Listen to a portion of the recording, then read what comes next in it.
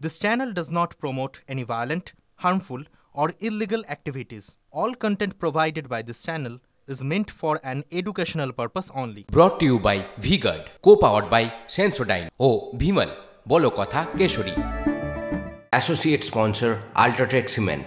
নমস্কার, সময় ঠিক দুপুর 2টো মানে নিউজ এট 2 এর সময়। এখনকার ব্রেকিং নিউজ কি জানেন? জাতীয় কংগ্রেস পরিষ্কার বলে দিল, বাংলায় অধীর রঞ্জন চৌধুরী যা ইচ্ছা ভাবতে পারেন, কিচ্ছু এসে যায় না। যা হাইকমান্ড ঠিক করবে মমতার সঙ্গে জোট সম্পর্কে সেটাই ফাইনাল। সভাপতি মল্লিকার্জুন খারগে কি বলেছেন শোনাবো। ममता जी गठबंधन के साथ है, ये स्पष्ट है। अब रही बात अधीर रंजन चौधरी की, अधीर रंजन चौधरी निर्णय लेने वाले नहीं, निर्णय लेने वाले हम हैं, कांग्रेस पार्टी है, हाईकमांड है, इसीलिए वो हम जो निर्णय लेंगे वही सही होगा। मैंने कहा कि हाईकमांड हम हैं, हम जो तय करेंगे फॉलो करें, अगर कोई फॉलो नहीं करता तो वो बाहर जाएगा। স্পষ্ট করে দিলেন মল্লিকার্জুন খারগে। কিন্তু কংগ্রেসের সর্বভারতীয় সভাপতি বললেন কেন হঠাৎ অধীর বাবুর নাম করে। কারণ প্রদেশ কংগ্রেসের সভাপতি অধীর রঞ্জন চৌধুরী তার আগে বলেছিলেন যে মমতার সঙ্গে জোট কোনোভাবে সম্ভব নয়। শুনুন। वहां से अंदर बाहर कैसे क्या करेंगे उनकी पता कर लो, उनसे पूछ लो। मैं उनसे भरोसा नहीं करते, गठबंधन छोड़ के भागी उन्होंने, उनकी बातों पे कोई भरोसा नहीं। अगर बीजेपी की तरफ ज्यादा भारी रहे तो उस तरह भी जा सकते। मुझे उनके ऊपर कोई भरोसा नहीं कि गठबंधन तोड़ने वाली ममता बनर्जी सबने देखा है। অধীর চৌধুরীকে উত্তর দিয়ে দিয়েছে তার নিজের দল হাইকমান্ড। আচ্ছা, মল্লিকার্জুন খারগে বলার পর কি বক্তব্য অধীর রঞ্জন চৌধুরীর বলেছেন শুনুন। ঠিকই আছে, আমার বিরোধিতা নৈতিক বিরোধিতা, কংগ্রেসকে কেউ খতম করবে আমি তাকে খাতির করবো তা তো হতে পারে না। আমার বিরোধিতার মধ্যে কোনো ব্যক্তিগত বিদ্বেষ নেই, আমার বিরোধিতা নৈতিক বিরোধিতা, আমার বিরোধিতা পশ্চিমবঙ্গে আমার পার্টিকে রক্ষা করার জন্য লড়াই। এই লড়াই আমি কোনোভাবেই থামাতে পারি না, কারণ আমি পার্টির একজন ফুট সোলজার। চলুন এই নিয়ে আরো কথা বলি। আমার সঙ্গে আমার সহকর্মী রয়েছে সৌরভ গুহ, আমি ওর সঙ্গে কথা বলবো। সৌরভ, অন্তত এই পর্যন্ত তৃণমূল এটাকে তাদের নৈতিক জয় হিসেবে দাবি করতেই পারে।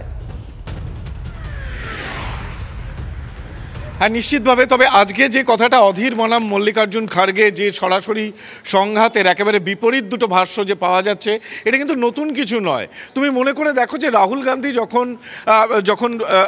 যখন সফরে এসেছিলেন পশ্চিমবঙ্গে, ঠিক একেবারে ভোটের প্রাক লগ্নে, সে সময় দাঁড়িয়ে জয়রাম রমেশ তিনি বারে বারে হাত বাড়াচ্ছেন তৃণমূল কংগ্রেসের দিকে, প্রেস কনফারেন্স করছেন।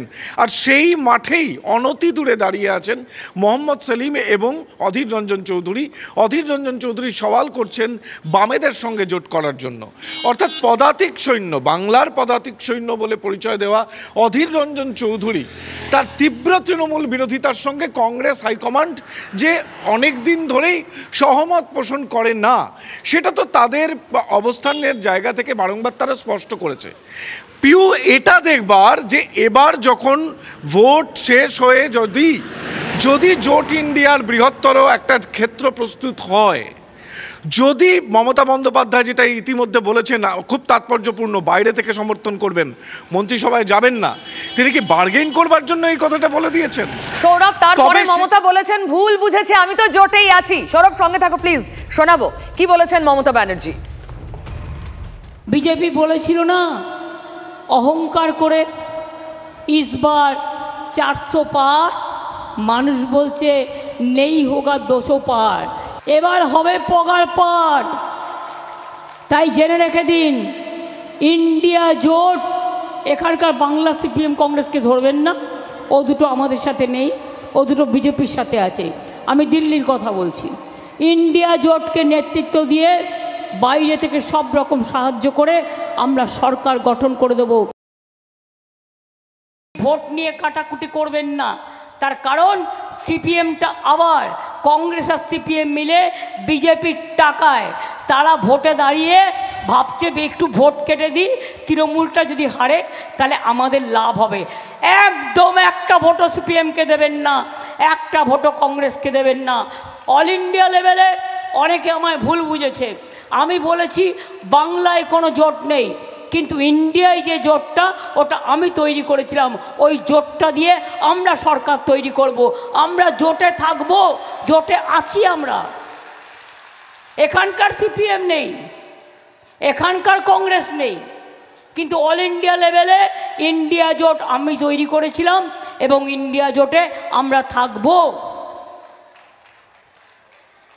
ভুল বোঝাবুঝির ব্যাপার নেই।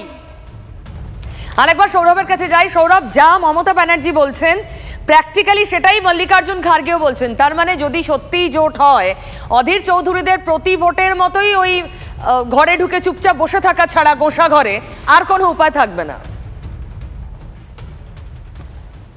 না দেখো, এইটাই দেখবার যে দুটো মত তো অনেক দিন ধরেই আলাদা। অধীর চৌধুরী এবং কংগ্রেস হাইকমান্ডের মত তো তৃণমূল নিয়ে অনেক দিন ধরেই আলাদা।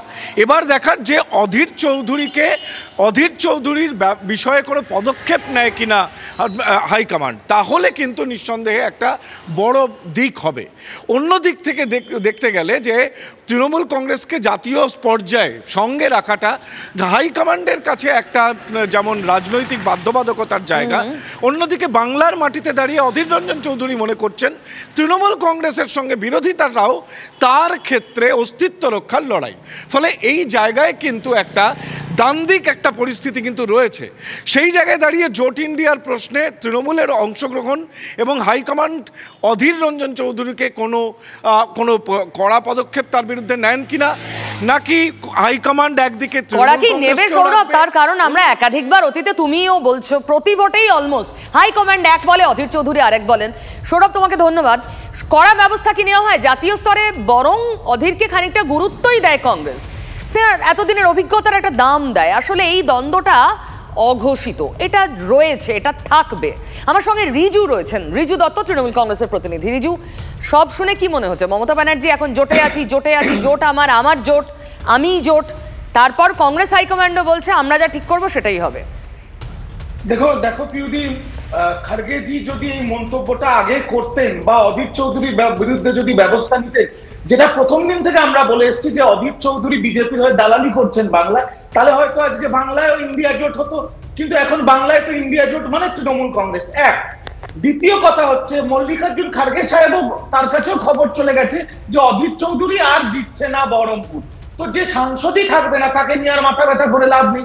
আর তিন, বাংলার প্রদেশ কংগ্রেসের যে কর্মীরা, যারা একনিষ্ঠভাবে কংগ্রেসের কর্মী, যারা সিপিএম এর কাছে মার খেয়েছে, যারা বিজেপির কাছে বঞ্চিত লাঞ্ছিত, তাদেরকে অনুরোধ করব যে দেশের স্বার্থে, দশের স্বার্থে আপনারা খড়গেজির ভাষণ শুনে নিয়েছেন, আপনারা খড়গেজির বক্তব্য শুনেছেন, দেশের দশের সংবিধানের স্বার্থে, গণতন্ত্রের স্বার্থে তৃণমূলকে ভোট দিন, যাতে দেশে ইন্ডিয়া গঠবন্ধনের সরকার তৈরি হতে পারে। প্রদেশ কংগ্রেস আর বিজেপি কে ভোট দিয়ে বা সিপিএম কে ভোট দিয়ে ব্যাপারটা রিজু কেমন দাঁড়াবে? এখানে বলবেন একদম কংগ্রেসের দিকে ফিরে তাকাবেন না, আর দিল্লিতে গিয়ে বলবেন আমরা কংগ্রেসের সঙ্গেই আছি। ব্যাপারটা কেমন হবে? মানে এটা তো প্রথম দিন থেকে আমরা বলেছি যে রাহুল গান্ধী জি, সোনিয়া গান্ধী জি, মল্লিকার্জুন খার্গে জি, মমতা ব্যানার্জি ঐক্যবদ্ধ। যখন তারা ওখানে দিল্লিতে মিটিং করছিল, অধীর চৌধুরী আপনাদের চ্যানেলে এসে প্রেস কনফারেন্স করে মমতা ব্যানার্জিকে গালাগাল দিচ্ছি।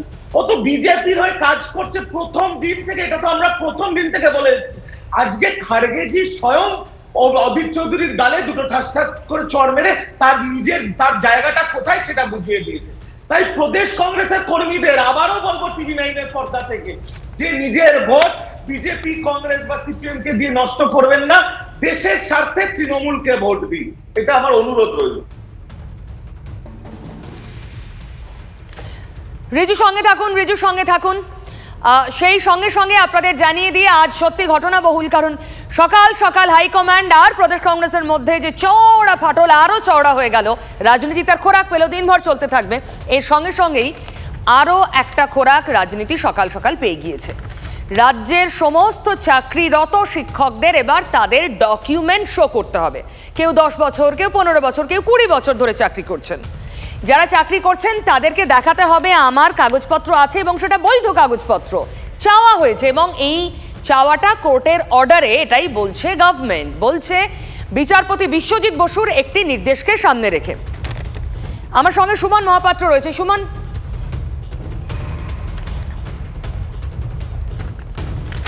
আমি সুমনের সঙ্গে যোগাযোগ করব, কিন্তু তার আগে রাজনীতি অলরেডি বলতে শুরু করেছে এই নিয়ে। কি বলছে রাজনীতি শুনবো।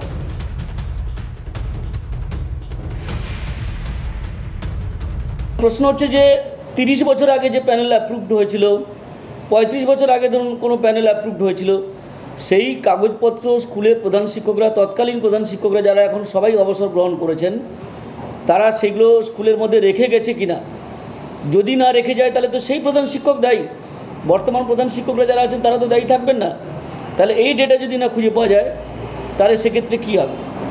এখন প্রশ্নটা হচ্ছে যে এই বিচারপতি, রাজ্য সরকার, ডিআই এরা সবাই মিলেই দেখছি একটা ব্যাপার যে রাজ্যের শিক্ষা ব্যবস্থাটাকে পুরো ধ্বংসের দিকে নিয়ে যেতে চাইছে। এটা কত বড় থাপ্পড়, কত বড় লজ্জা বাংলার শিক্ষার, তৃণমূলের, বাংলার সরকারের লজ্জা লজ্জা লজ্জা। মানে এটা কোনোদিন কিন্তু বাংলায় হয়নি। যা তৃণমূল করে গেল, তৃণমূল সরকার করে গেল, এই রিক্রুটমেন্ট স্ক্যাম, এই চাকরি দুর্নীতি, নিয়োগ দুর্নীতি, তাও আবার শিক্ষক নিয়োগ দুর্নীতি, তা কিন্তু কখনো বাংলায় এর পূর্বে কংগ্রেস এবং সিপিএম সরকারও করেনি। কিন্তু এই যে এত বিপুল পরিমাণ শিক্ষকের থেকে ডকুমেন্ট চাওয়া হচ্ছে, তাতে এত রাজনীতির সরব হচ্ছে কেন, এটাই বোঝার চেষ্টা করবো। সুমন মহাপাত্র আমার সঙ্গে রয়েছে। সুমন, এর মধ্যে রাজনৈতিক অ্যাঙ্গেল খুঁজছেন নেতারা কেন? দেখো, অনেকেই খুঁজে পাচ্ছেন, তার কারণ তোমার মনে থাকবে যে রাজ্যের শিক্ষামন্ত্রী এমনকি মুখ্যমন্ত্রী তারা প্রত্যেকে কিন্তু বাম আমলের নিয়োগ নিয়ে অনেক সময় সরব হয়েছেন। চিরকুটে নিয়োগ হয়েছে, শ্বেতপত্র প্রকাশ করা হবে ইত্যাদি ইত্যাদি হুঁশিয়ারি তাদের তরফ থেকে এসেছে।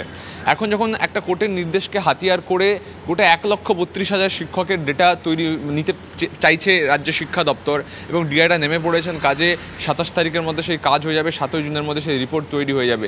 পরিষ্কারভাবে অনেকে বলছেন যারা 35 বছর পড়িয়ে ফেলেছেন পিউ, তারা বলছেন যে এতদিন পরে কোন ডকুমেন্ট সেটা কি আদৌ স্কুলের কাছে আছে, আদৌ ডিআইয়ের কাছে আছে, এটা আমরা জানবই করে, সেগুলোকে ছাড়পোকা খেয়ে যায়নি তো, আদৌ কি তা সংরক্ষিত আছে এবং সেটাকে নিয়ে আবার রাজনীতি শুরু হবে না তো, আবার বাম আমলের চাকরি নিয়ে টানাটানি শুরু হবে না তো। এখানে কিন্তু রাজনীতির অনুপ্রবেশ এবং বাংলা শিক্ষক নিয়োগ দুর্নীতিতে তৃণমূল জর্জরিত, তারা কি এটাকে কোথাও অস্ত্র হিসেবে ব্যবহার করবে, এই প্রশ্ন কিন্তু বিশ্লেষকরা তুলছে। তার মানে সুমন, তুমি বলতে চাইছো অনেকেরই ডকুমেন্ট এখন সাবমিট করা সম্ভব নয়, তারা সেভাবে সংরক্ষণও করেননি অনেক ক্ষেত্রে, এবং ডিজিটাল ডকুমেন্টেশন এত বছর আগে ছিল না, সেটাই ঢাল হতে চলেছে আগামী দিনে রাজনীতির, মানে শাসকের রাজনীতির। হতে পারে, তার কারণ হচ্ছে তুমি দেখো যে এই ডিআই অফিস কিংবা প্রধান শিক্ষকরা যারা ওই লকারে করে ডকুমেন্ট রাখতেন, সাদা কাগজে করে মেনটেন করা হতো একটা খাতা, মোটা খাতা, সেই খাতা 4 জন হেডমাস্টার হয়তো বদলে গেছেন এতদিনে, তিনি কোথায় সেই খাতা রেখেছেন তা খুঁজে বার করা কি মোটেই সহজ হবে? তাহলে তৃণমূল আবার বলতে শুরু করবে না তো দেখো বাম আমলের এত শিক্ষকের কোনো কাগজই নেই, তারা আবার বড় বড় করে দুর্নীতির কথা কি বলে, দুর্নীতি থাকতে এটা ধার হিসেবে ব্যবহার হবে না তো, এই প্রশ্ন কিন্তু তুলছেন অনেকেই। একদম, ওই যে চাকরি খেকো শব্দটা আরো জোরালো হয়ে যাবে না তো? সুমন, অনেক ধন্যবাদ। আমি রিজুকে এই প্রশ্নটা করবো। রিজু, দেখো পিউদি, একজন সরকারি কর্মচারী, আমার বাবা মা দুজনেই সরকারি কর্মচারী, আমি আপনাকে বলতে পারি দায়িত্ব নিয়ে যে যখন পেনশনের আগে 60 বছর বয়সে পেনশনের আগে যখন খাতা তৈরি হয় না পেনশন ডিউজে, তখনও এক একজন সরকারি চাকরি, যারা সরকারি চাকরি করেন তারা যখন জয়েন করেছিল, সেটা 30 বছর হোক 40 বছর আগে হোক, তার যে জয়েনিং লেটার সেটা একটা ফাইলে খুব সিকিউর ভাবে রাখা থাকে। আরে হেডমাস্টারের কাছে, স্কুলের কাছে কাগজ থাক না থাক, আপনার কাছে তো একটা কপি থাকবে।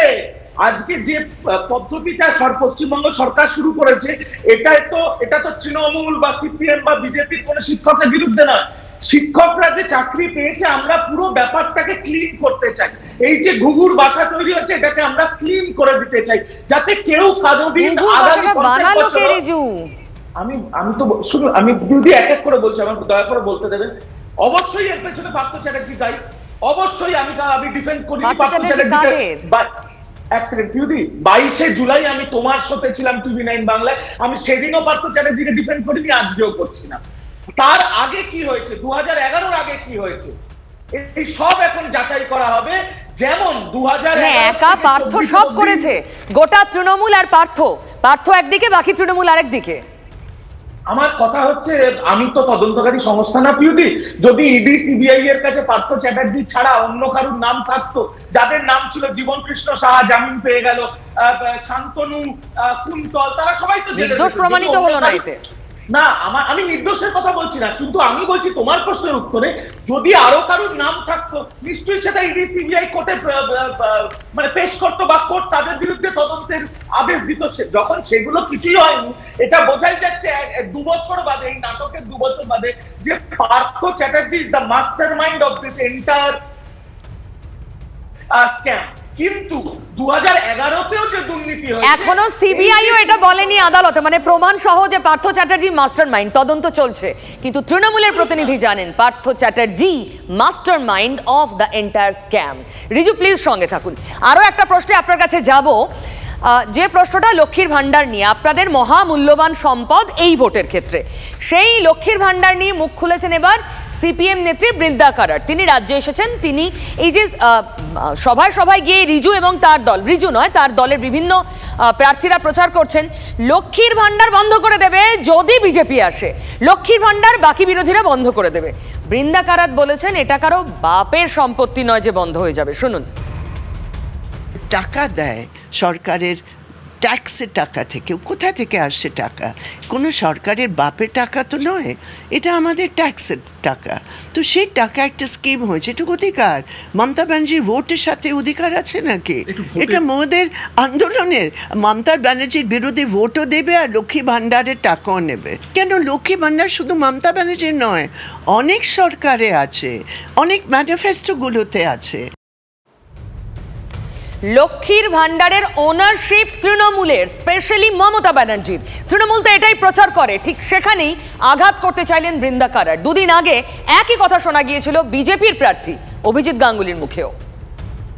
এই টাকা যেটা লক্ষ্মীর ভান্ডার হিসেবে দেওয়া হয় সেটা মমতা ব্যানার্জির বাপের টাকা নয়, সেটা আসে পশ্চিমবঙ্গ সরকারের কোষাগার থেকে। সেই টাকা মমতা ব্যানার্জির ভাইপোর বাপের টাকা নয়, সেটাও আসে পশ্চিমবঙ্গ সরকারের কোষাগার থেকে। মানে লক্ষ্মীর ভান্ডারের ক্রেডিট একা মমতা ব্যানার্জি এবং তার দলের নয়। রিজু, আমি এক এক করে জবাব দিই। প্রথমে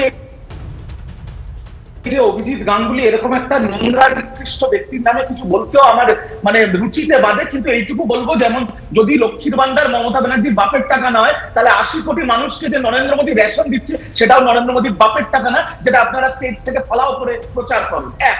দ্বিতীয় কথা, বৃন্দা কারাটকে বলি, অবশ্যই এটা মমতা বন্দ্যোপাধ্যায়ের টাকা নয়, এটা মানুষের টাকা, ট্যাক্সের টাকা। কিন্তু এই প্রকল্পটা শুরু করেছেন মমতা ব্যানার্জি। বৃন্দা ম্যাডাম, আপনি এত বড় বড় বাতেলা না মেরে খোঁজ নিন বাংলায় সিপিএম কে ভোট দেয়, সিপিএম এর হয়ে ইনসাফ যাত্রায় যে মা বোনেরা হাঁটে তারাও এই প্রকল্প মমতা ব্যানার্জির জন্য পায়। আর যদি আপনাদের এতই মনে হয় যে এটা সরকারি প্রকল্প, তাহলে কেরলে যেখানে আপনাদের সরকার আছে সেখানে চালু করেননি কেন? কর্ণাটকে কিন্তু অলরেডি 2000 টাকা করে পান, কর্ণাটক সরকার দিচ্ছে। কর্ণাটক সরকারের সাথে বৃন্দা কারাটের কোনো যোগ নেই। কংগ্রেস জোট সঙ্গী বাংলাতেও জোট করেছে। একটা কথা বলবো, বৃন্দা কারাটকে আগে বলবো, উনি তো পলিট ব্যুরো মেম্বার, আগে কেরালায় শুরু করুন, তারপর বড় বড় বাতেলা দেবেন। আর যে দীপশিতা ধরের হয়ে আপনি প্রচার করছেন বা সৃজনের হয়ে প্রচার করছেন, তাদেরও দেখুন বাড়ির কেউ না কেউ লোক এই মমতা বন্দ্যোপাধ্যায় শুরু করা লক্ষ্মীর ভান্ডার প্রকল্পের আরেকটার পরে। তাই প্রকল্পটা মানুষের থাকবে, মানুষের জন্যই। আমরা বিজেপির নেতাদের মতো বলবো না বন্ধ করে দিই, কিন্তু মনে রাখতে হবে প্রকল্পটা শুরু করেছিলেন মমতা ব্যানার্জি। তাহলে বাকিরা এলে বন্ধ করে দেবে, এই প্রচার কি আর হবে এরপর? জানি না, অপেক্ষা করতে হবে। রিজু সঙ্গে থাকুন। রাজভবনের দিকে নজর রাখতেই হচ্ছে, কারণ লালবাজার গতকাল এফআইআর করেছে রাজভবনের কর্মীদের বিরুদ্ধে। এফআইআর করা হয়েছে ওই যে নির্যাতিতা অভিযোগ করেছিলেন তার গোপন জবানবন্দির ভিত্তিতে। এফআইআর কাদের কাদের বিরুদ্ধে করা হলো, আমার সঙ্গে সুশোভন রয়েছে, আমার সহকর্মী আরো বলতে পারবে। সুশোভন, খুব সম্ভবত রাজভবনের যে কর্মীরা রয়েছেন তাদের মধ্যে রাজ্যপালের ওএসডিও রয়েছেন। নিঃসন্দেহে তিনিও রয়েছেন, এবং যে 3 কর্মী, সেই 3 কর্মীর বিরুদ্ধেই এফআইআর করা হয়েছে। এবং তোমাকে যদি নামগুলো বলি, যে SS রাজপুত, কুসুম ছেত্রী, সন্ত লাল, অর্থাৎ এই যে 3 জনের কথা বললাম, এই 3 জনের বিরুদ্ধে এফআইআর করা হয়েছে ভারতীয় দণ্ডবিধি 341 ও 166 নম্বর ধারা, যেখানে বলা হয়েছে যে কাউকে বলপূর্বক আটকে রাখা এবং কাউকে যে কোনো সরকারি কর্মচারীকে তাকে তার কাজ করতে বাধা দেওয়া, এবং শুধুমাত্র তাই নয় যে তার সঙ্গে যে শারীরিক নিগ্রহ করা, এই বিষয়গুলো কিন্তু, অর্থাৎ এই ধারাগুলো কিন্তু এখানে ইতিমধ্যেই রুজু করা হয়েছে। পুলিশ কিন্তু তদন্ত তদন্ত শুরু করেছে। তুমি জানো যে এই 3 জনের বিরুদ্ধে একদিকে যেমন পুলিশ তদন্ত শুরু করেছে, নিঃসন্দেহে পরবর্তীকালে পুলিশ কি পদক্ষেপ নেয় সেটা যেমন গুরুত্বপূর্ণ। এবং তুমি এটাও জানো যে লালবাজার কিন্তু বারবার রাজভবনের কাছে সিসি ক্যামেরা ফুটেজ চেয়েছিল, সেই ফুটেজ পায়নি বলে লালবাজার দাবি করেছিল। তারপর পুলিশ দাবি করে যে তারা কিন্তু অন্য জায়গা থেকে পিডব্লিউডির থেকে সেই ফুটেজ তারা সংগ্রহ করে, এবং এই ফুটেজ সংগ্রহের পরেই কিন্তু আমরা যেটা দেখতে পাচ্ছি যে এই যে এফআইআর, এবং সেই এফআইআর 3 কর্মীর বিরুদ্ধে, এবং সেখানে কিন্তু যে একজন মহিলাকে আটকে রাখা বা একেবারে বলপূর্বক কাজে বাধা দান করা এবং তারপর তাকে অভিযোগ করতে না দেওয়া, এমন অভিযোগ রয়েছে। সুশোভন, ধন্যবাদ তোমাকে। সুশোভন, ধন্যবাদ। তার মানে রাজ্যপালের বিরুদ্ধে সংবিধান অনুযায়ী সরাসরি কোনো ব্যবস্থা তদন্ত করা সম্ভব নয়, কিন্তু পারিপার্শ্বিকভাবে কি ঘিরছে রাজ্যের পুলিশ? রিজু,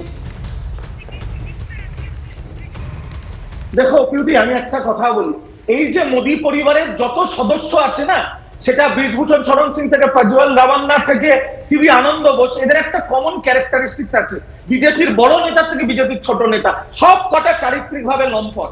এদের মহিলাদের প্রতি কোনো সম্মান নেই। অভিজিৎ গাঙ্গুলির মুখের ভাষা দেখুন, শুভেন্দু অধিকারীর মুখের ভাষা দেখুন, মহিলাদের এরা সহ্য করতে পারে না, এরা নারী বিদ্বেষী একটা দল। আর সেইখানে আমাদের আগের যিনি রিপ্রেজেন্টেটিভ ছিলেন বিজেপি, সেই ব্যক্তি চির অপমানিত হলেও এর মতো লম্পট নয়।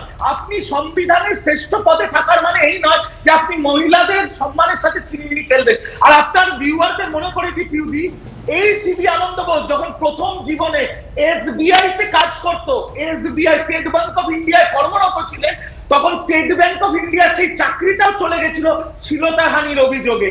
তারপরে দক্ষিণী এসব তথ্য সত্যি আমার কাছে নেই রিজু, আমার হাতে সময়ও নেই, তাই আমি থামাতে বাধ্য হলাম। তবে আপনার মতামত একান্ত ব্যক্তিগত, এই ডিসক্লেমারটা দিয়েই শেষ করবো আজকে নিউজের 2।